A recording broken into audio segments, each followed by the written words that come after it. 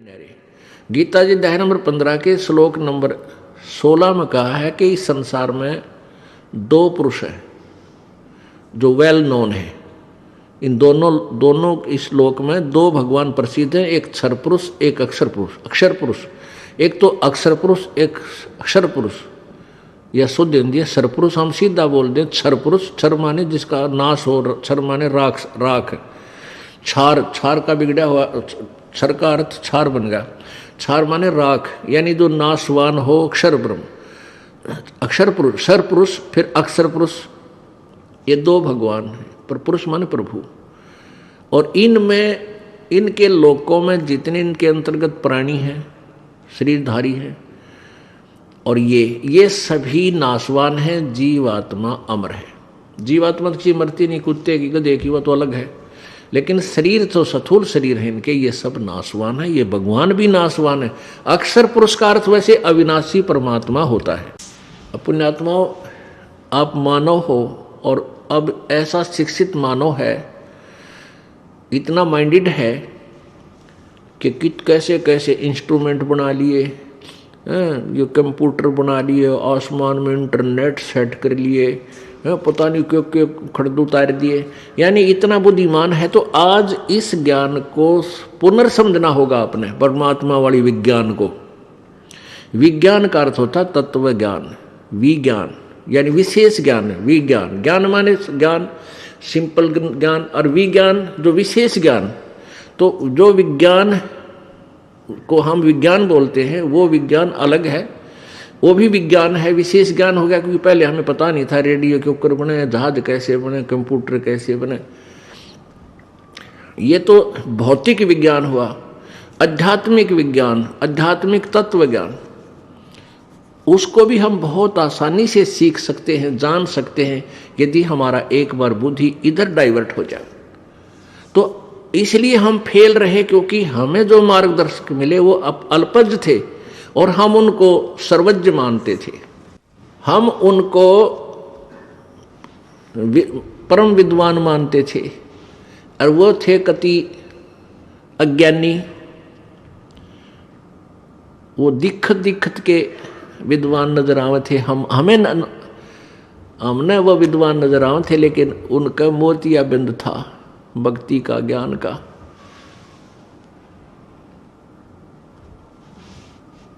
तो इस प्रकार हमने इस ज्ञान को गहराई से सोचना पड़ेगा, तब हम इस मार्ग पर चल पाएंगे। नहीं तो वैसे फिर हम केवल इसी उद्देश्य से आए हैं, हमारा संकट कट जा, हमारा नो सुख हो जा, बस इतना ही बहुत है। तो फिर वो तो होगा ही होगा। आपको बार बार यहाँ बुलाते हैं तो आपको परमात्मा एक दो सुख तो ऐसा दे देगा आप सोच भी नहीं सकते। अपने कोटे तो देगा क्योंकि आपके जब पुण्य समाप्त हो चुके हैं, जो दुखी आदमी आए हैं, तो फिर आपकी रुचि बनेगी, फिर आपको बार बार बुलाया जाता है ताकि हम अपना असली उद्देश्य आपको बता सकें। हमारा ये आश्रम खोलने का, आपको यहाँ बुलाने का उद्देश्य क्या है कि हम परमात्मा के ज्ञान से आपको परिपूर्ण कर दें। आप मार ना खाओ। एकादा कोई कर्म की मार जो आती है वो बहुत भयंकर हो और हल्के में टल जावे, थोड़ा बहुत चोट फेट आ जाती है आपके, तो आप डगमग ना हो सको, क्योंकि फिर आपका ज्ञान आधार बन जाएगा। कभी और भगवान की तरह नहीं, ऐसी भक्ति कहीं पर नहीं है। तो फिर आप काल के हाथों नहीं आओगे। वहां तो आपको कोई सुख होना ही नहीं था, बिल्कुल ही नहीं होना था। आपके पुण्य चले इतने सुखी नजर आए, पाप शुरू हो गए, फिर बिरान मट्टी होगी, कोई समाधान नहीं, तड़प भुगत कर मरे जाते हो। यहाँ ऐसा नहीं होने देंगे प्रभु। तो प्रसंग जो चल रहा है कि वो अविनाशी जैसे अक्षर पुरुष है। अक्षर का अर्थ होता है जिसका जो नाश कभी ना हो, अक्षर। अब यहाँ इस गीता जी अध्याय नंबर 15 के श्लोक नंबर 16 में अक्षर पुरुष और अक्षर पुरुष दो बता दिए। यहाँ असमंजस में पड़ जाएंगे हम, भाई इसको भी अक्षर पुरुष कह दिया, फिर ये अविनाशी भी और फिर नाशवान बता दिया।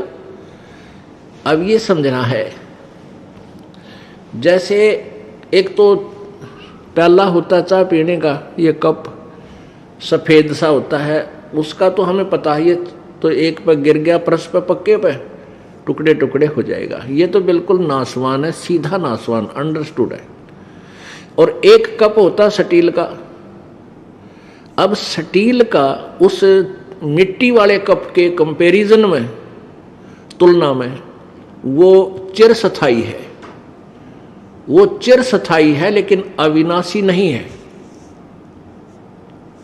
इसलिए ये इस तरह समझो कि वो जैसे स्टील के कप का नाश तो होगा लेकिन समय बहुत लग जाएगा। काफी वर्षों के बाद वो टूटे, उसको जंग लगेगा स्टील को, लोहे को, और फिर धीरे धीरे वो खत्म हो जाएगा। लेकिन बहुत उसकी तुलना में वो अविनाशी मान लिया, लेकिन वो वास्तव में अविनाशी नहीं है। अब जैसे सोना धातु है, उसका अस्तित्व समाप्त नहीं होता, उसको ना जर लगता, ना खत्म होता, ना काई लगती, वो नष्ट नहीं होता। तो ऐसा समझो। अब इस गीता जी अध्याय नंबर 15 के श्लोक नंबर 16 आपने सुन लिया। 17 में फिर बताया है कि उत्तम पुरुष तु अन्य परमात्मा इति उदाहरते। वास्तव में उत्तम माने श्रेष्ठ और पुरुष माने परमात्मा। वो तो अन्य है, अन्य ही है। कौन किन से अन्य है? जो 16वें श्लोक में जिनके विषय में बताया है। कौन कौन से? अक्षर पुरुष और अक्षर पुरुष। तो इन दोनों से कोई और है, परमात्मा इति उदाहरते, जिनको परमात्मा कहा जाता है, वो परमात्मा कहलाता है।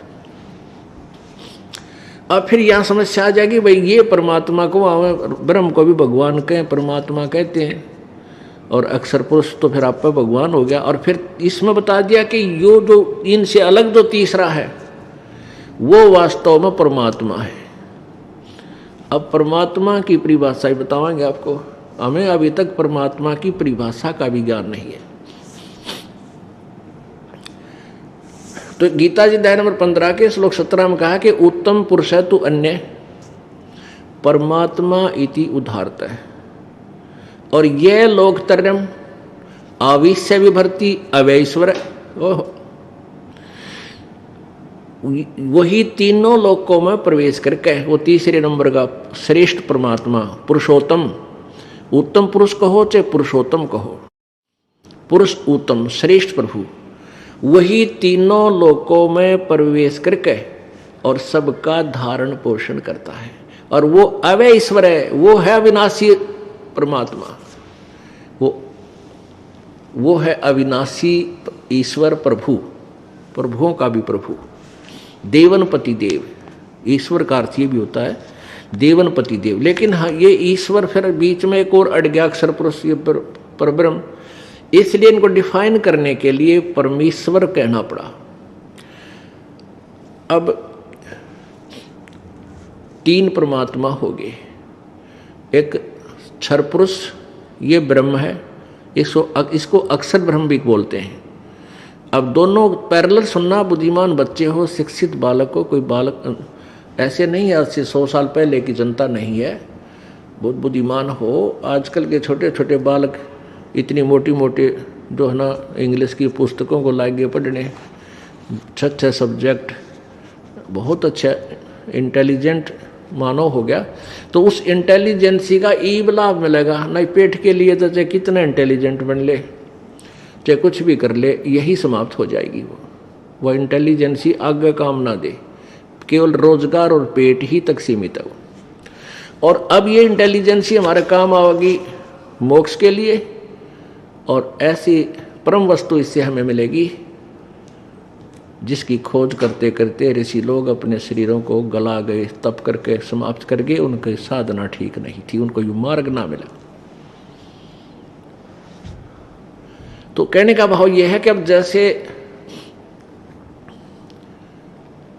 तीन परमात्मा हो गए, एक क्षर पुरुष, एक अक्षर पुरुष, और यो परम अक्षर पुरुष, एक क्षर पुरुष, अक्षर पुरुष और परम अक्षर पुरुष, क्षर ब्रह्म, क्षर ब्रह्म कहो, क्षर ब्रह्म और अक्षर ब्रह्म और परम अक्षर ब्रह्म। गीता जी अध्याय नंबर 8 के श्लोक नंबर तीन को डिफाइन करने के लिए परम अक्षर ब्रह्म क्यों कहा, इसलिए ये सारा विस्तार से विश्लेषण आपके सामने खोलना पड़ा। और पुण्यात्मा, आप कोई पहली क्लास का बच्चा है, कक्षा का, यानी आज जो नाम लेने आया है, या 1 महीने 2 महीने 6 महीने हुए हैं, ये तो प्रथम कक्षा के बच्चे हैं। और जिनको द्वितीय मंत्र मिल गया वो समझ लो मिडिल पास कर गए, मैट्रिक। और जिनको तीसरा मिल गया वो तो कंप्लीट, यानी उन्होंने अपनी शिक्षा लगभग पूरी कर ली। लेकिन ज्ञान फिर भी साथ रहेगा। तो ये ज्ञान हम सभी को आराम से समझना चाहिए। और इस ज्ञान को जब तक आधार हम नहीं बना पाएंगे, हम कभी भी विचलित हो सकते हैं। क्योंकि तीसरा नाम प्राप्त भी कुछ ऐसे प्राणी भक्त हैं जो ज्ञान से आंशिक परिचित हैं, इसलिए उनका आता रहना बहुत जरूरी है। रह रह कर ये ज्ञान नई उमंग देगा, आपको नया रास्ता देगा, और आपको एक प्रकार की ऐसा जो हलचल मचेगी कि सचमुच ये ज्ञान तो मैंने कभी सुना ही नहीं था। जबकि आप मान चुके होंगे कि हमने तो बहुत कुछ सुन लिया है, तकरीबन हम समझ चुके हैं। तो इसलिए रह रह कर इस परमेश्वर के ज्ञान को सुनते रहना चाहिए। और दूसरा कारण ये है कि जैसे हमने कपड़ा पहना है, नया कपड़ा पहना, मैला हो गया सारे दिन में, फिर शाम को अगले दिन धो लिया तो उज्जवल बना रहेगा। तो सत्संग रूपी सरोवर में और प्रवचन रूपी साबुन से इसको अवश्य साफ करवाते रहना चाहिए। ये धोबी घाट है आपके अंतःकरण को साफ करने का। तो यहाँ आते रहिएगा, इससे भी बहुत लाभ होगा आपको। तो उनके लिए एक नया चांदना होगा। जो पहली बार आए हैं उनको ज्ञान समझ में आएगा धीरे धीरे। तो ये बार बार आपको इसका आवर्ती कराई जा रही है, बार बार आपको रिपीट कराया जा रहा है। आपके कुछ दिनों में आपके उंगलियां पा जाएगा ये तत्व ज्ञान। और फिर कोई और भी आपसे प्रश्न करेगा, आप आसानी से उनको समझा सकोगे, अपने बहन भाइयों को जो भ्रमित हैं, काल के जाल में फंसे हुए हैं। इसलिए आपको बार बार ये ज्ञान सुनाया जाता है, याद कराया जाता है। अब प्रश्न चल रहा है कि 3 परमात्मा है, एक क्षर पुरुष, इसको क्षर ब्रह्म भी कहे, अक्षर ब्रह्म। इसलिए परम अक्षर ब्रह्म कहना पड़ा गीता ज्ञान दाता ने, क्योंकि वो खुद क्षर ब्रह्म है। और परब्रह्म जो नेक्स्ट प्रभु है वो परब्रह्म है, वो अक्षर पुरुष कहलाता है, उसको अक्षर ब्रह्म भी बोलते हैं। लेकिन उसकी आयु इतनी लंबी है कि उसको वो चिरस्थायी है लेकिन अविनाशी नहीं है, इसलिए अक्षर पुरुष उसको भी कह दिया। अब फिर आगे बताया कि उत्तम पुरुष है तो अन्य, 15वें अध्याय के 17वें श्लोक में उसको डिफाइन किया है कि वास्तव में अविनाशी, क्योंकि अक्षर पुरुष का अर्थ अविनाशी हो गया अक्षर ब्रह्म। तो इसलिए डिफाइन करना पड़ा कि वो अक्षर पुरुष तो कोई और ही है, वो उत्तम पुरुष श्रेष्ठ परमात्मा कोई और है जिसको परमात्मा कहते हैं। और वही तीनों लोकों में प्रवेश करके यानी सबका धारण पोषण करता है। अर्थात संसार रूपी वृक्ष की मूल भी वही है, वो जड़ भी वही है। जड़ से तना से खुराक आता है, तना जड़ से तना को खुराक आया, आहार मिला, और तना से मोटी डार को, डार से फिर टहनियों शाखाओं को, और फिर पत्तों तक आहार जड़ से ही चलता है। परमेश्वर ने आकर बताया था, खुद भगवान ने एक तत्वदर्शी संत की भूमिका की, कबीर भगवान ने। उन्होंने बताया कबीर अक्षर पुरुष एक पेड़ है, निरंजन वा की डार, और तीनों देवा शाखा है, ये पात रूप संसार। अब गीता जी अध्याय नंबर 15 के श्लोक नंबर 1 से और अब 17 में वो निर्णय आया है कि वो मूल ऊपर को जड़ जो है वो सच्चिदानंद घन परमात्मा है, आदि पुरुष परमेश्वर है, पूर्ण ब्रह्म है। वो परम अक्षर ब्रह्म तो जड़ है, मूल है, और उसी जड़ से ही तीनों लोग, वही उसी से आहार सबको मिलता है। अक्षर पुरुष को यानी इस परब्रह्म को, और क्षर पुरुष यानी इस ज्योति निरंजन डार को, और तीनों गुण रजगुण ब्रह्मा सदगुण विष्णु तम गुण शिव जी रूपी शाखाओं को, और पात रूप संसार को। अब इसमें स्पष्ट कर दिया है कि ऊपर तो जड़ है वो पूर्ण परमात्मा, उसी से सब साधना करके अपने अपने जो है ना पुण्य को ग्रहण कर रहे हैं। परमात्मा कबीर जी ने गोरखनाथ जी से कहा था कि तेरा ज्योत स्वरूपी अलख निरंजन वो भी धरता ध्यान हमारा, वो भी हमारा ही ध्यान, हमारी ही पूजा करता है, और ताकि उससे फिर हम उसको उस भक्ति सतर की जैसी वो साधना करता है उस सत्र का लाभ उसको देते हैं, वो फिर अपने 21 ब्रह्मांडों को चला रहा है। तो वो तीनों लोकों में प्रवेश करके कबीर भगवान पूर्ण ब्रह्म परम अक्षर ब्रह्म, वो तीनों लोकों में प्रवेश करके सबका धारण पोषण करता है। वो अविनाशी परमात्मा है। अब ये अविनाशी और ये जो अक्षर पुरुष, इसको अविनाशी क्यों कहा, अब इसके बारे में जानकारी प्राप्त करें।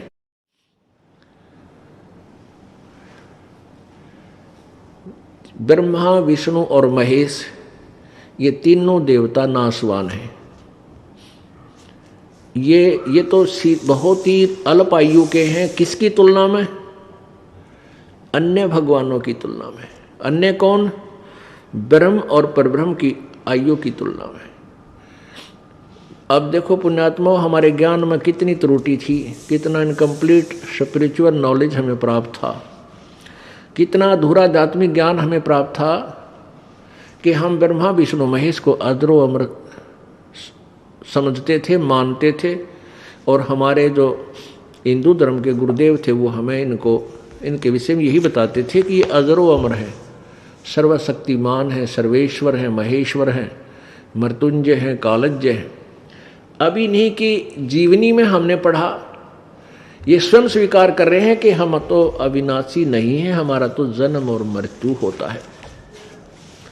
पहले तो ये निर्णय देते हैं, आपको प्रमाण देते हैं कि ब्रह्मा विष्णु महेश नाशवान है। और फिर गीता ज्ञान कौन दे रहा है? ब्रह्म दे रहा है, ज्योति निरंजन काल दे रहा है। वो चौथे जाए के 5वें श्लोक में आप ही स्वीकार कर रहा है कि मेरे और तेरे बहुत जन्म हो चुके, तू नहीं जानता मैं जानता हूं। अब बाकी जैसे ब्रह्मा विष्णु महेश के बारे में जानकारी आपको देते हैं श्रीमद् देवी भागवत यानी देवी पुराण के 3रे स्कंद में। देखिएगा,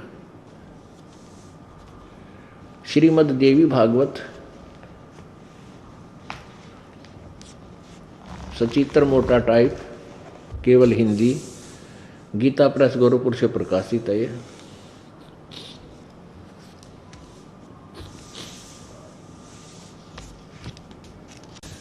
संक्षिप्त श्रीमद् देवी भागवत, संपादक हनुमान प्रसाद पोदार, चिमनलाल गोस्वामी। ये कहाँ से मुद्रित है और प्रकाशित है?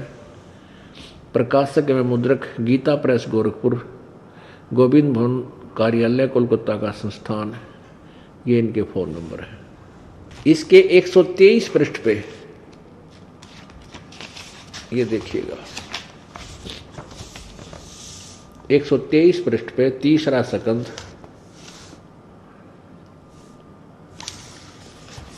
ये 3रा स्कंद।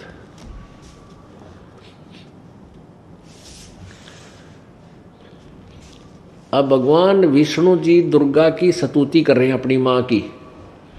तुम शुद्ध स्वरूपा हो, यह सारा संसार तुम्ही से उद्भासित हो रहा है। मैं अर्थात विष्णु, मैं ब्रह्मा और शंकर, हम सभी तुम्हारी कृपा से विद्यमान हैं। हमारा आविर्भाव माने जन्म और तिरोभाव माने मृत्यु हुआ करता है। हमारा तो जन्म और मृत्यु होता है। हम अविनाशी नहीं हैं, हम नित्य नहीं हैं। नित्य माने अविनाशी। केवल तुम ही नित्य हो, जगत जननी हो, प्रकृति और सनातनी देवी हो। अब भगवान शंकर बोले, देवी यदि महाभाग विष्णु तुम्ही से प्रकट हुए हैं तो उनके बाद यानी विष्णु के बाद उत्पन्न होने वाले ब्रह्मा भी तुम्हारे बालक हुए, और फिर मैं तमोगुणी लीला करने वाला शंकर क्या तुम्हारी संतान नहीं हुआ? अर्थात मुझे भी जन्म देने वाली, उत्पन्न करने वाली तुम ही हो। शिवे संपूर्ण संसार की सृष्टि करने में तुम बड़ी चतुर हो। इस प्रकार इस संसार की सृष्टि, स्थिति और संहार में तुम्हारे गुण सदा समर्थ है। उन्हीं तीनों गुणों से उत्पन्न हम ब्रह्मा विष्णु एवं शंकर नियमानुसार कार्य में तत्पर रहते हैं। अब श्री दुर्गा पुराण ने देवी पुराण ने यह सिद्ध कर दिया कि ब्रह्मा विष्णु महेश स्वयं स्वीकार कर रहे हैं हमारा जन्म और मृत्यु होता, हम अविनाशी नहीं है।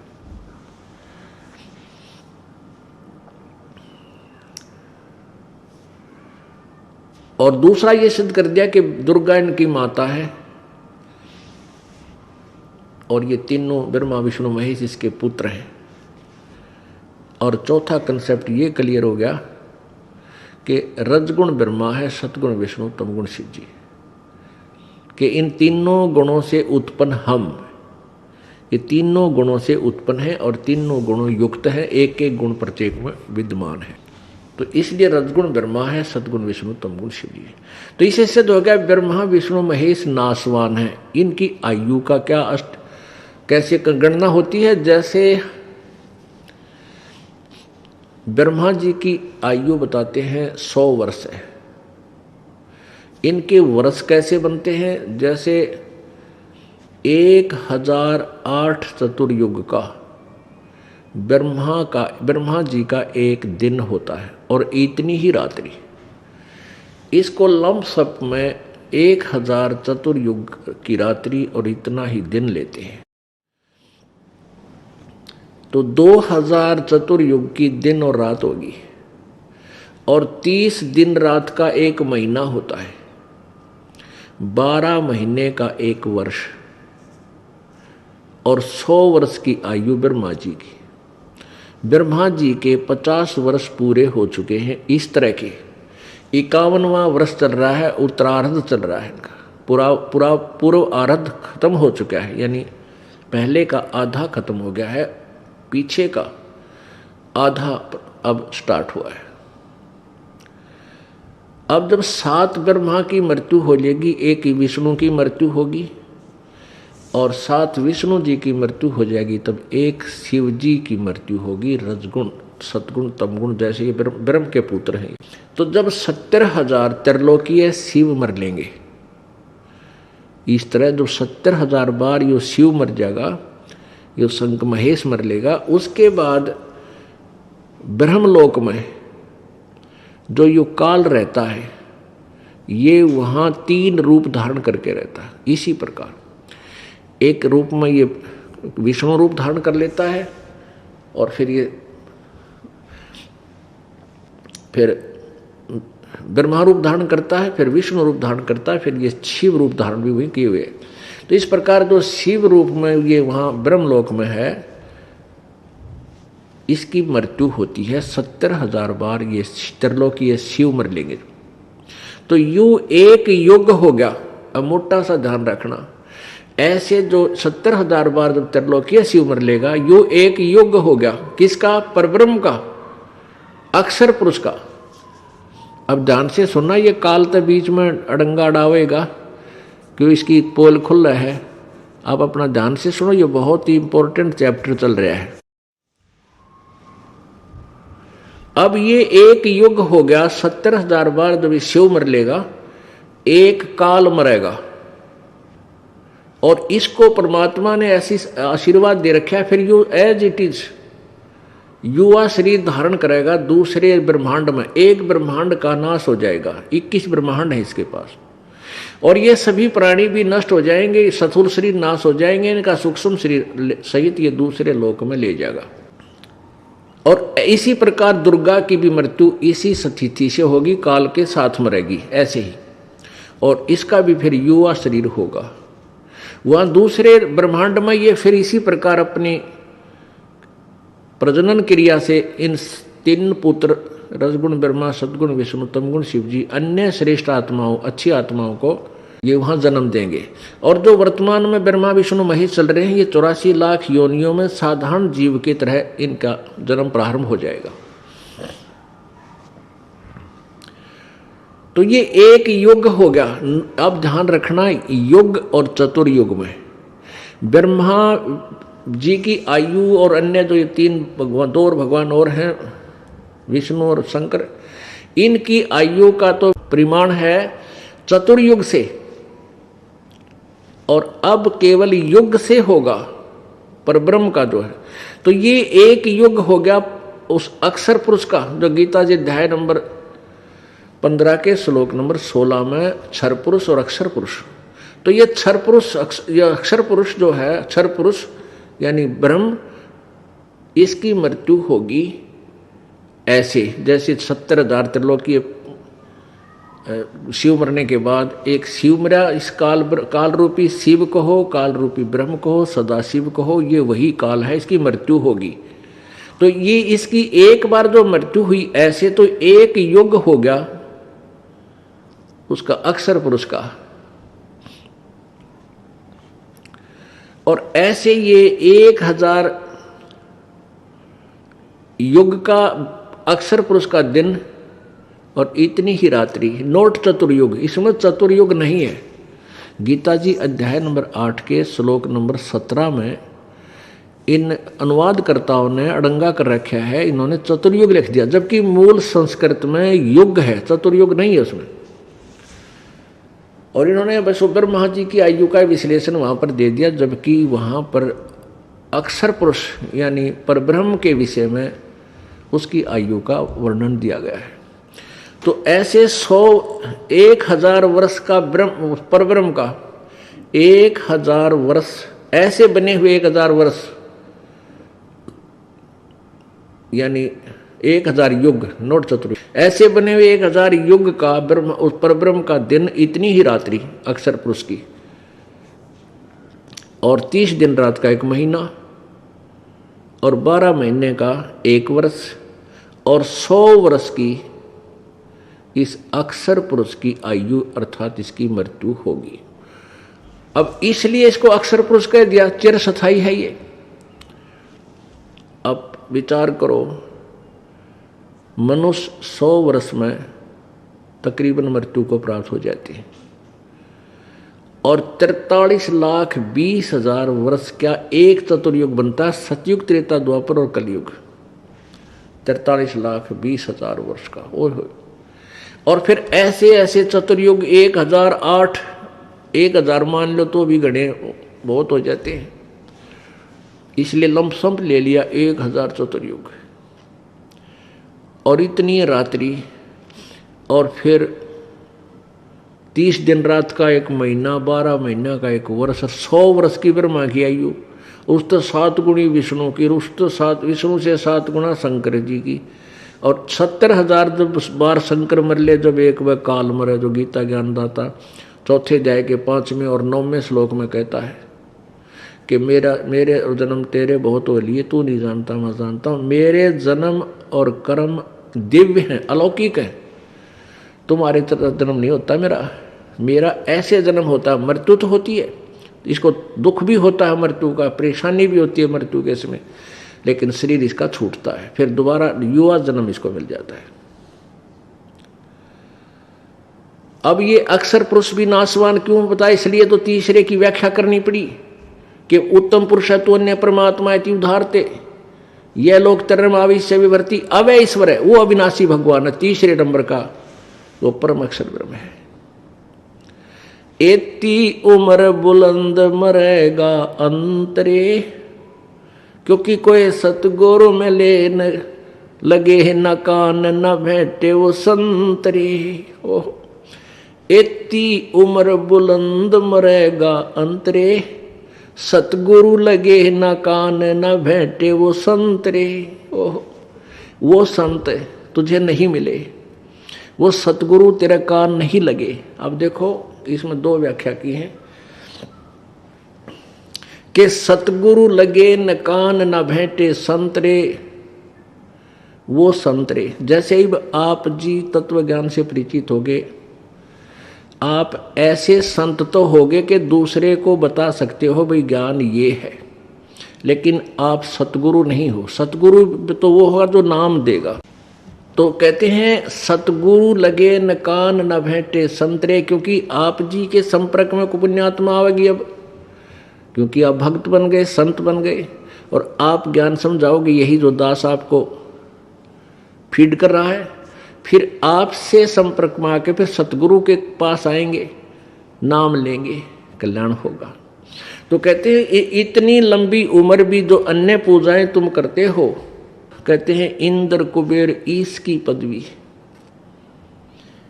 और ब्रह्मा वरुण धर्मराया विष्णुनाथ के पुर को जाके फिर भी जन्म मृत्यु में आया। यानी ब्रह्मा विष्णु महेश की पदवी पाकर भी इतनी, क्योंकि अच्छी साधना करने से इतनी लंबी उम्र मिलती है और देव पद प्राप्त होता है। जो तुमने ब्रह्म सत्र की अन्य साधनाएं की है फिर भी मोक्ष नहीं हुआ। इतनी उम्र बुलंद मरेगा अंतरे, क्योंकि तू साधना ठीक नहीं कर रहा है तो जैसे वेदों अनुसार कर रहे हो तो ये भी पूर्ण मोक्ष नहीं है। क्योंकि वेद ज्ञान दाता यजुर्वेद अध्याय नंबर 40 के श्लोक नंबर 10 से 13 में इनमें किसी अन्य और ज्ञान के विषय बता रहा है जो तत्वदर्शी संत ही बताएंगे उस परमेश्वर के बारे में, उनसे सुनो। तो अपने विषय में 40 में यजुर्वेद के 40वें अध्याय में के श्लोक नंबर 15 में मंत्र नंबर 15 में कहा कि ओम कर्तु समर कलवे समर और कर्तुम सबर। ओम नाम का जाप काम करते करते स्मरण करो, विशेष कसक के साथ स्मरण करो और अपना मनुष्य जीवन का प्रथम कर्तव्य जानकर परम कर्तव्य जानकर इसका श्रवण करो। वायु अनिलम भस्मांतम शरीरम अमृतम, कि जब तेरा शरीर नष्ट होगा तो शरीर छोड़कर जाएगा तब तुझे मेरे सत्र की जो अमरत्व है वो प्राप्त हो जाएगा। अब ब्रह्म साधना से ब्रह्मलोक प्राप्त होता है। ब्रह्मलोक प्राप्त प्राणी 36,000 बार उत्पत्ति प्रलय तक ब्रह्मलोक में रह जाते हैं। यानी ब्रह्मा की एक आयु तक वो ब्रह्मलोक में रह जाते हैं, लेकिन फिर अपने पुण्य समाप्त करके फिर ऐसे ही पशु योनियों से उसका जीवन प्रारंभ हो जाता है। अब परमात्मा कहते हैं 36,000 बार यानी ब्रह्मा की उम्र तक भी आप स्वर्ग में भी रह गए तो फिर क्या हुआ, और फिर भी मृत्यु जन्म मृत्यु। और फिर कहते हैं पर ब्रह्म की आयु आप गणना भूल जाओगे कितनी है, तो दूसरे हिसाब से फिर सेट करनी पड़ी प्रभु ने उसकी उम्र बताने के लिए। तो इतनी उम्र बुलंद मरेगा अंतरे, क्योंकि सतगुरु लगे न कान न बैठे वो संतरे, कि तुझे वो तत्व ज्ञान से परिचित संत नहीं मिले और सतगुरु नहीं मिला तेरे को, इसलिए तेरी ब्राह्मण माटी आज तक विद्यमान है। अपने आत्माओं, हमने परमात्मा प्राप्ति करनी है। मनुष्य जीवन का मूल उद्देश्य प्रभु पाना ही है। यदि हम इसके हटकर कोई भी कार्य करते हैं, वो तो पशु भी कर रहे हैं, पक्षी भी कर रहे हैं, सभी अपने बच्चे उत्पन्न करते हैं, उनमें मोह ममता, उनके बारे में चिंतित, फिर मृत्यु, सभी ऐसे ही चल रहे हैं। यदि हमने मनुष्य जीवन पाकर परमात्मा प्राप्ति नहीं की, यानी सतलोक नहीं पहुँचे, फिर चाहे हम यहाँ पर प्रधानमंत्री बन जावा और चाहे देव पद प्राप्त कर लें, हमारी दुर्गति नहीं मिट सकती। जब ये प्राणी माँ के पेट में था, माँ के गर्भ में जब प्राणी होता है, इसको पता होता है जीव को, मानव शरीरधारी प्राणी को माँ के गर्भ में होता है, तो इसको पता होता है कि अब तेरी आगे चल के क्या दुर्गति होगी, तेरा के बुरा हाल होगा। और ये दुर्गति किस कारण से हुई कि मैंने भक्ति भगवान की नहीं किसी मनुष्य जीवन में। तो अब वो बार बार कहता है परमात्मा मैं आपकी भक्ति करूँगा, एक बार इस नरक से मुझे बाहर कर दे भगवान, मैं तुझे कभी नहीं भूलूंगा। अब मुझे सब पता चल गया मैं ऐसे क्यों दुखी हुआ। और फिर जब ये बच्चा बाहर आ जाता है, बाहर आते ही ये 3 इंजेक्शन लगा दिए जाते हैं काल द्वारा। रजगुण ब्रह्मा, सतगुण विष्णु, तमगुण शिव जी, इन तीनों अपने पुत्रों को एक एक गुण से युक्त कर रखा है। और इनके अंदर से निकल रहा प्रभाव ऑटोमेटिकली प्रत्येक प्राणी पर प्रभावित कर रहा है, सब पे इफेक्टिव है।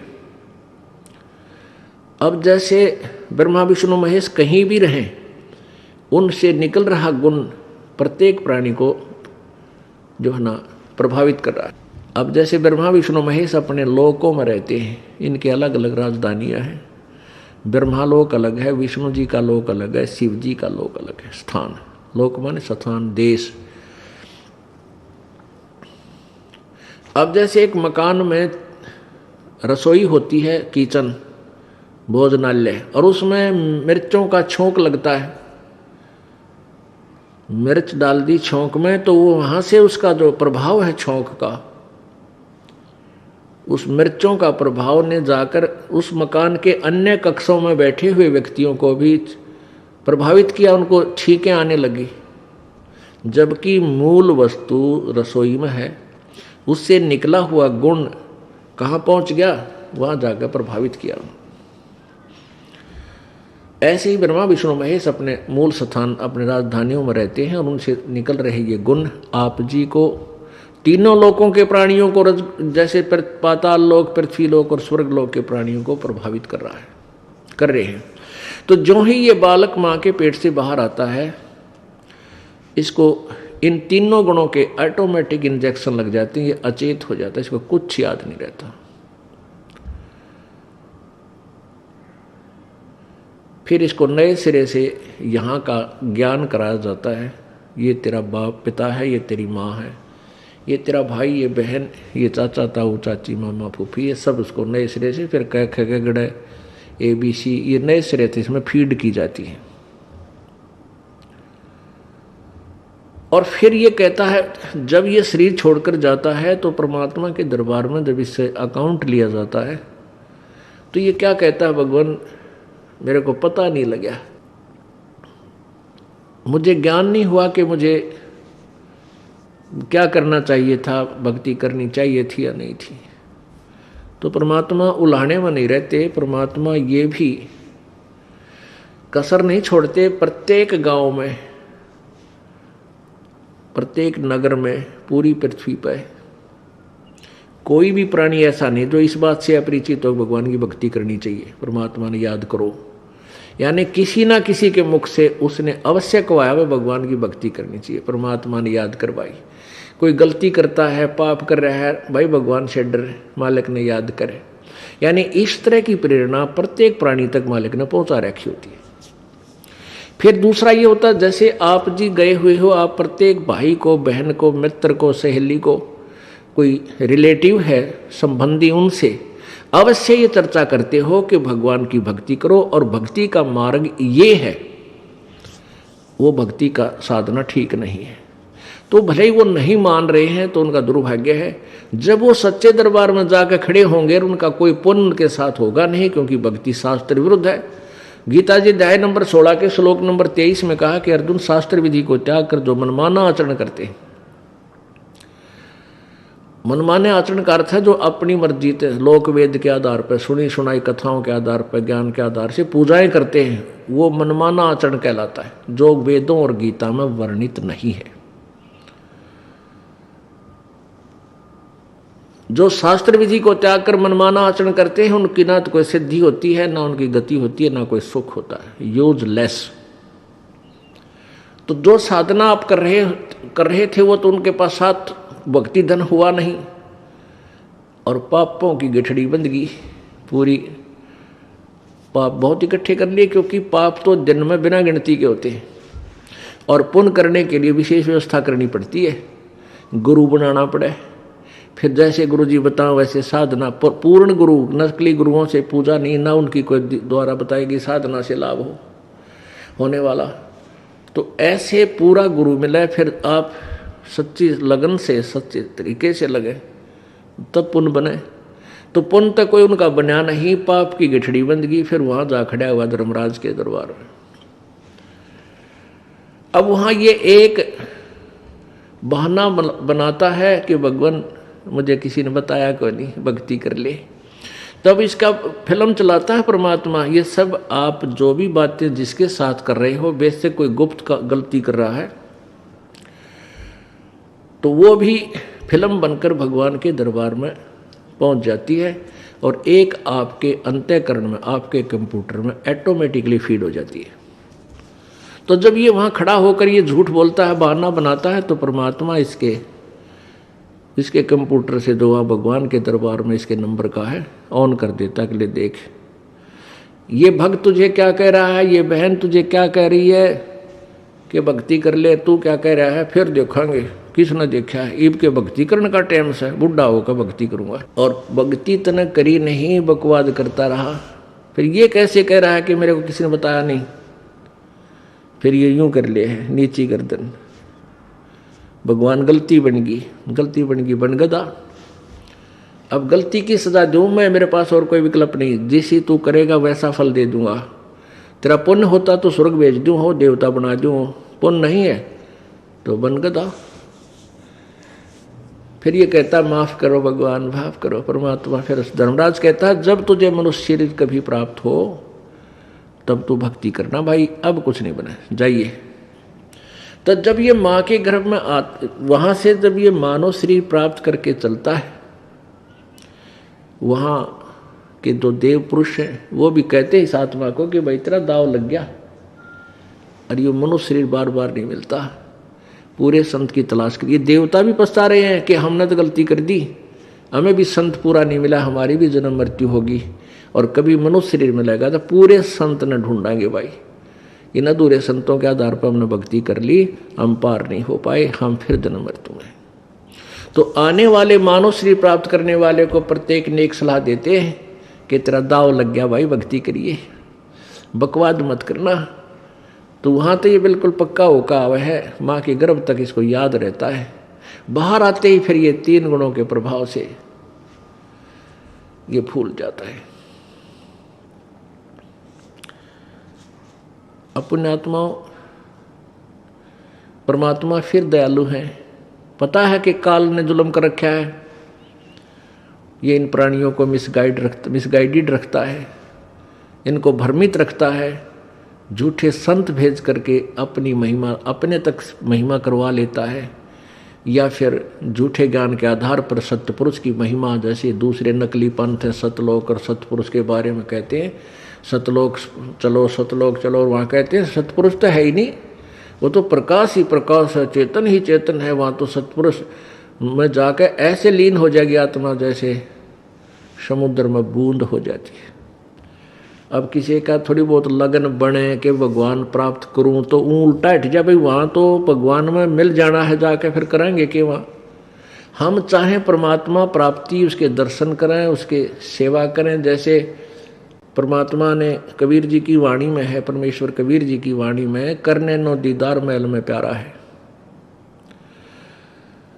उसमें लास्ट में कहा है कि जो आत्मा सतलोक चली जाती है, जो पुण्य आत्मा, वहाँ तो वहाँ उनका 16 सूर्य जैसा शरीर बन जाता है। 16 सूर्य जैसा शरीर का तेज, इतना नूरी शरीर होता है, इतना सुंदर शरीर, चमकीला शरीर है उनका, लेकिन 16 सूर्य जैसा चमकीला बन जाता है। और फिर वो सत्य पुरुष यानी उस अविनाशी भगवान के ऊपर चंवर करते हैं, सेवा करते हैं अपने भगवान की। अरे इन अनाड़ियों ने परमेश्वर कबीर जी के इस शब्द का अनुवाद भी ना करना आया, उसको भी अपने हिसाब से फिर भी ठीक से नहीं समझ सके, अपने हिसाब से फिर भी थ्योरी व रोंग जो थ्योरी है उसी को आधार बनाकर अपने शिष्यों को अनुवाद करके दे रहे हैं कि परमात्मा निराकार है, वहाँ तो चेतन ही चेतन है, और वहाँ तो आत्मा ऐसे मिल जाती है जैसे बूंद समुद्र में।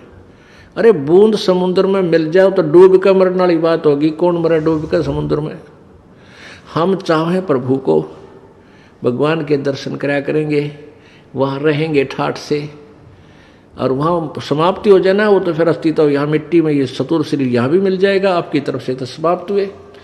तो कहने का भाव ये है कि ये जो सतलोक की महिमा गाते हैं, ये काल के दूत, इनको सतलोक की महिमा का ज्ञान नहीं, ना उनके पास वो मंत्र, कोई 5 नाम देता है, कोई 3 नाम देता है। वो 3 नाम कौन से हैं? अकाल मूर्त, सतपुरुष, शब्द स्वरूपी राम। लेकिन ये पंथ निकला उसी पंथ से है, राधा स्वामी पंथ से ही। वो 5 नाम देते हैं राधा स्वामी वाले, ओंकार, रंकार, ज्योति, निरंजन, सतनाम, सोहम और सतनाम। और तरह का जो सतनाम कोई जाप ही नहीं है। तो ये महिमा गाते हैं सत्यलोक की, और इनके पास भक्ति को ना नरक लोक की भी, वो भी नरक न्यारा बनेगा इनके लिए। क्योंकि जो साधना वेदों और गीता जी तथा उस पांचवें वेद में कबीर जी की वाणी में, सतपुरुष की वाणी में लिखी है, वो जिसके पास नहीं है वो साधना व्यर्थ है उनकी। तो जब तक हमें सत साधना नहीं मिलती, हम शास्त्र विधि को त्याग कर मनमाना आचरण जो कर रहे हैं, तो वो व्यर्थ है उनकी साधना। अब जैसे प्रसंग चला था कि कोई भी संत या साधु है, भक्त है, पंथ है, उसने जो ज्ञान अपने शिष्यों को बताया उसका आधार क्या है। अब हमने तो आधार बताया है कि हमारा आधार है चारों वेद, गीता जी, और पांचवा वेद सूक्ष्म वेद जो परम पिता परमात्मा कबीर जी द्वारा बताया हुआ, ये हमारा आधार है। और गीता जी जैसे अध्याय नंबर 8 के श्लोक नंबर 1 में परम अक्षर ब्रह्म के बारे में बताया कि कोई परम अक्षर ब्रह्म है। 18वें अध्याय के 62वें श्लोक में कहा कि तू सर्वभाव से उसी की शरण में जा जो गीता ज्ञानदाता से अन्य है। उसकी कृपा से तू परम शांति यानी शाश्वत स्थान को, सतलोक को, सनातन परम धाम को प्राप्त होगा। तेरी फिर जन्म मृत्यु कभी नहीं होगी। अपने बारे में गीता ज्ञानदाता कह रहा है चौथे अध्याय के 5वें श्लोक में, तेरे और मेरे बहुत जन्म हो चुके, तू नहीं जानता, मैं जानता हूँ। 9वें अध्याय में, चौथे अध्याय के 9वें श्लोक में कहा कि मेरे जन्म और कर्म दिव्य हैं। इससे सिद्ध है कि गीता ज्ञानदाता भी अविनाशी नहीं है। और वो अपना मंत्र बता रहा है ब्रह्म के, मेरा 8वें अध्याय के 13वें श्लोक में, कि मेरा ओम एक अक्षर मंत्र है। 8वें अध्याय के 5, 6 और 7, 8, 9, 10 इन 6 श्लोकों में ये स्पष्ट हो गया दो भगवानों की भक्ति न्यारी न्यारी। गीता ज्ञानदाता 8वें अध्याय के 5वें श्लोक में कहता है कि जो तू मेरी भक्ति कर और मुझे ही प्राप्त होगा। 8वें अध्याय के 6ठे श्लोक में कहा कि ये नियम है अर्जुन, अंत समय में जो जिस भी भाव में भावित रहता है, जो ब्रह्म की साधना है, मेरी साधना करता है, मेरे भाव में, मेरे ही गुणों से परिचित है, मेरे में आसक्त है, तो मुझे प्राप्त होगा। और जो किसी अन्य देव या किसी भी देवता में या पूर्ण परमात्मा में भावित है तो उसके पास चला जाएगा, उसी को प्राप्त होता है। यानी ये नियम है अंतिम श्वास तक जिसमें जो आस्था रखता है उसी को प्राप्त होता है। 8वें अध्याय के 7वें श्लोक में गीता ज्ञानदाता कहता है कि तू मेरी भक्ति भी कर और युद्ध भी कर तो मुझे प्राप्त होगा, डोंट वरी, तो मुझे प्राप्त होगा। बस यहां तक तो चैप्टर समाप्त हो गया। गीता ज्ञानदाता ने जो अपने बारे में बता रहा है, मेरा ओम मंत्र है, 8वें अध्याय में 13वें श्लोक में कहा। अब 8वें अध्याय के 8, 9, 10 3 श्लोकों में उस परम अक्षर ब्रह्म के विषय में बताया गया कि उसकी साधना करेगा तो उसको प्राप्त होगा, उसी के पास चला जाएगा। उस परमात्मा की साधना कौन क्या है उसके बारे में गीता ज्ञानदाता कहता है 4थे अध्याय के 34वें श्लोक में और 32वें श्लोक में कि उस परमेश्वर के बारे में विस्तार से, उस परमेश्वर की अमर वाणी में, सच्चिदानंद घन की वाणी में विस्तार से लिखा गया है। और उसके बारे में तत्वदर्शी संत बताएंगे, उनकी तलाश कर, उनसे प्रसन्न कर, फिर वो तत्वदर्शी संत आपको जो मार्ग बतावे वो साधना कर। यानी तत्वदर्शी संत, एक तो संत, एक तत्वदर्शी संत सदगुरु को ही कहते हैं। संत तो भक्त भी होते हैं जिनको ज्ञान हो गया, उनको भी साधु संत यानी अच्छी आत्माएं, श्रेष्ठ ऋषि कहो, संत कहो। और तत्वदर्शी संत सतगुरु ही होते हैं जो एक बार पृथ्वी पर एक ही होता है। तो पुण्यात्मा अब उसके बारे में बताया कि उस परम अक्षर ब्रह्म की साधना वो तत्वदर्शी संत बताएंगे, उनकी खोज कर। उसके संकेत भी किया है 17वें अध्याय के 23वें श्लोक में गीता जी में कि उस पूर्ण परमात्मा सच्चिदानंद घन की साधना ओम तत्सत इति निर्देश ब्रह्मण त्रिविध समर्थ है। उस पूर्ण परमात्मा सच्चिदानंद घन की साधना का ओम तत्सत ये कंप्लीट मंत्र है उस पूर्ण परमात्मा की, और वो 3 प्रकार से ही पूजा तीन मंत्र का जाप है और 3 प्रकार से ही उसकी विधि है स्मरण करने की।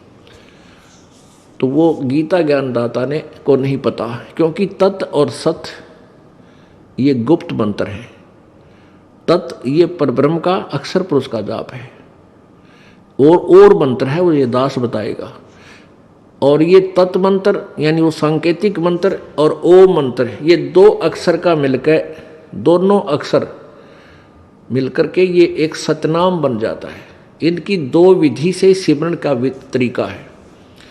और तीसरा जो सत है वो सार नाम होता है, वो परम अक्षर ब्रह्म का मंत्र है। तो ये बताया कि उस परमेश्वर के पाने का ओम तत्सत इति निर्देश है ब्रह्मणे सचिदानंद घन परमात्मा। ब्रह्मण माने उसके सचिदानंद घन ब्रह्म का ये ओम तत्सत, ये 3 मंत्र का जाप है सुमरण करने का, और यही मोक्ष मार्ग है। तो पुण्यात्मा जो प्रसंग यहां से शुरू हुआ था कि हम जो साधना कर रहे हैं, प्रत्येक प्राणी भक्ति कर रहा है, और वो क्या कर रहा है, उसका आधार क्या है, सबसे पहले ये निर्णय करके तब हमने इस भक्ति मार्ग पर कदम रखना चाहिए, न तो सुख के डले ढोरे। तो जिन संतों को हम संत समझते थे वो संत नहीं थे, जिन विद्वानों को हम विद्वान समझते थे विद्वान नहीं थे, क्योंकि वेदों और गीता और पुराणों को वो समझ नहीं सके। उनके विषय में बताया है, मोती मुक्ता दर्शत नाही, ये जग है सब अंदरे, दिखत के तो नैन चश्म, इनका फिरा मोतिया बंदरे। ये संत और भगत विशेष वेशभूषा बनकर, कोई लाल कपड़े पहनकर, कोई डाढ़ी मूछ रखा के, कोई गोटम गोट मुंड मुंडा के, ये दिखत है विद्वान और संस्कृत बोलने धारावाहिक। तो ये ऐसे दिखाई देते हैं जैसे बड़े विद्वान हो, पर इनको कह कह का भी पता नहीं भक्ति मार्ग का।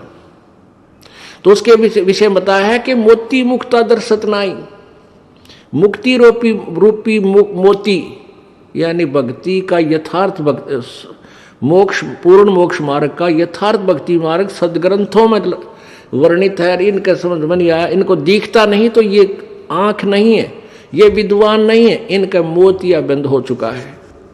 जिसको मोतियाबिंद हो जाता है वो आंखें स्वस्थ नजर आती हैं, पर उसको दिखता कति नहीं। तो ये विद्वान लगे थे, लेकिन इनके अज्ञान का मोतियाबिंद हो रहा था, कुछ नहीं दिखाई देता। मोती मुक्ता दर्शत नाही, ये जग है सब अंदरे, दिखत के तो नैन चश्म, इनका फिरा मोतिया बिंदरे। ये संसार समझदा नाही, कहंदा श्याम दोपहरे नू, गरीबदास ये वक्त जात है, रोओगे इस पैरे नू। ये संसार समझदा नाही, और कहंदा श्याम दोपहरे नू, इस काल के लोक में अग्नि में जल रहे हैं, इतने दुखी हैं। कोई भी सुखी नहीं प्राणी, ब्रह्मा विष्णु महेश तक महादुखी है, और इसी को ये सुख मान बैठे। कहते हैं ये संसार समझदा नाई, कहंदा श्याम दोपहरे नु। जून का महीना, और ये हरियाणा राजस्थान यूपी पंजाब का क्षेत्र, रात दिन के दोपहर माने बिल्कुल 4 पहर का दिन होता है, शिखर में सूर्य हो उसको दोपहर बोलते हैं।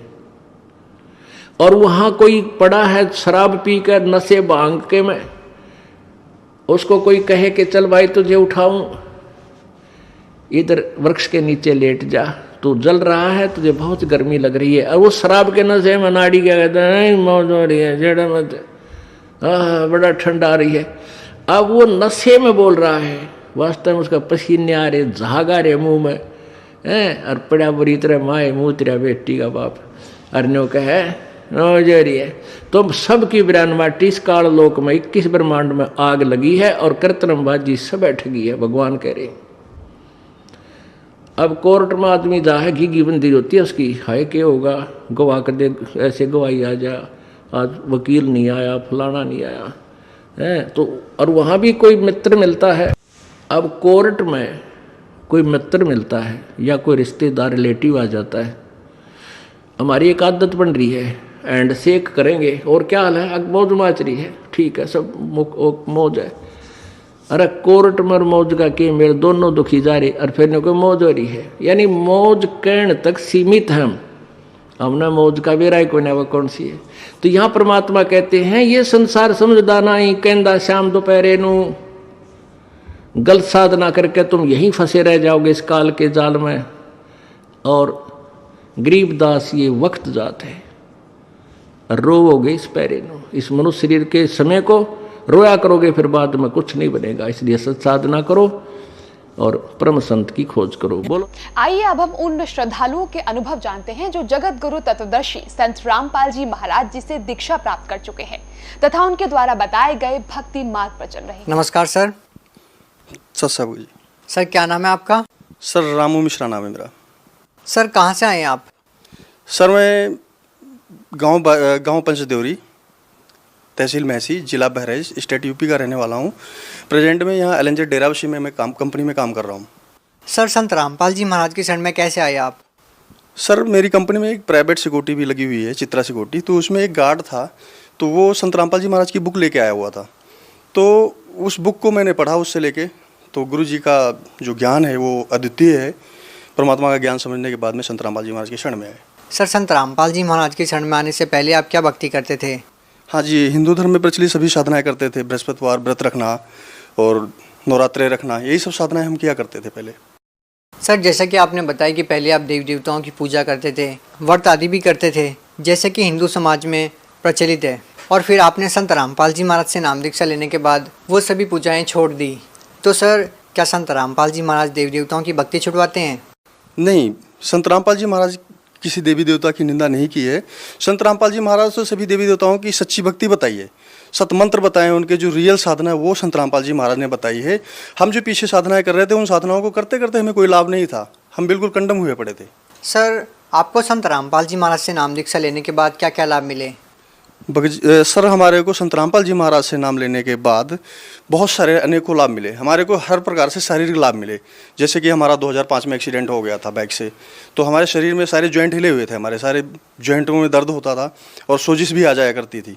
तो ये 2012 तक हम ESI हॉस्पिटल से अपना ट्रीटमेंट कराते रहे, जैसे यहाँ पे आए कंपनी में लगे, लंजर कंपनी में अपनी, तो यहाँ से भी अपना इलाज करवाते रहे, डॉक्टरों से भी दवाई से, मेडिकल से भी दवाई पकड़ते रहे।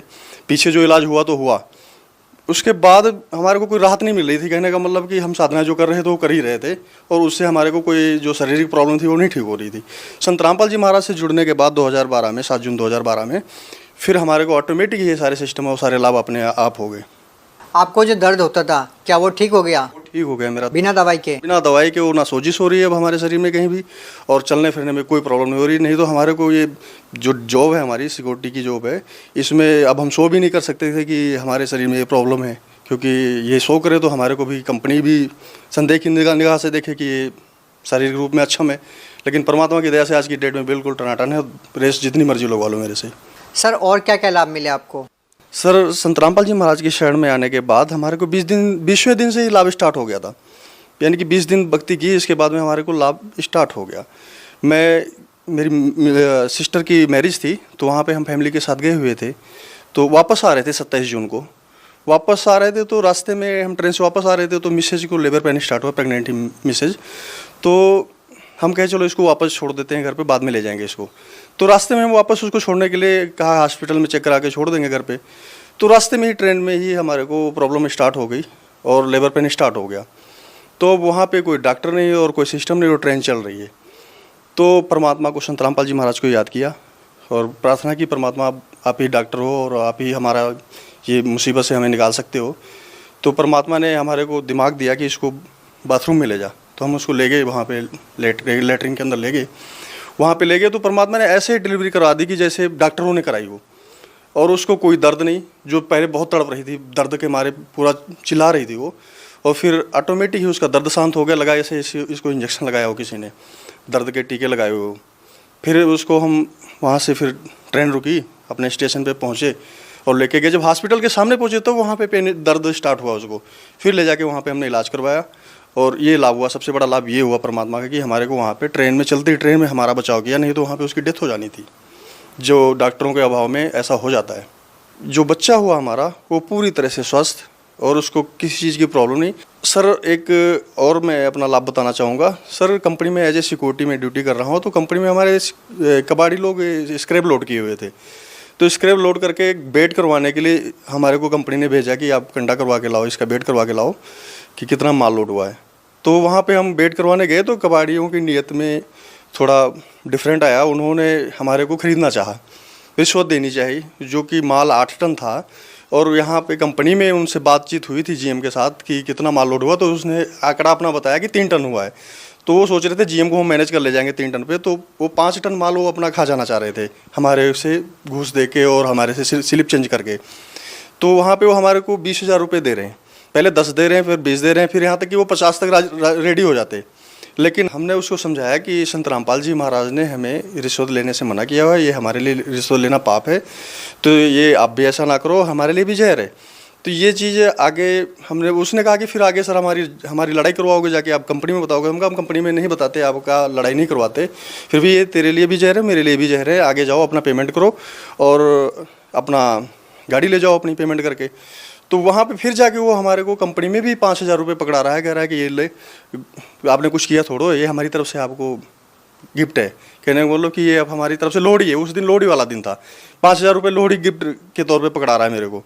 तो मैं कहा भाई साहब ये चीज़ें ठीक नहीं है। फिर उसको मैंने कंपनी जो हमारा SO सिक्योरिटी ऑफिसर, उसको फ़ोन करके बुलाया साहब को कि सर जी ये ऐसे इन कबाड़ियों की नीयत ठिकाने पे नहीं है और ये गाड़ी आपकी लोड खड़ी है, इसको दोबारा से बेट करा लो।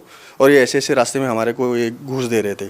तो दोबारा उन्होंने बेट कराया, जो हमने बेट करवा के दिया था वो बेट क्लियर निकला। और आज की डेट में उसी की वजह से हमारे को कंपनी ने नाइट इंचार्ज की ड्यूटी दे रखी है, एज ए ऑफिसर ड्यूटी दे रखी है उन्होंने।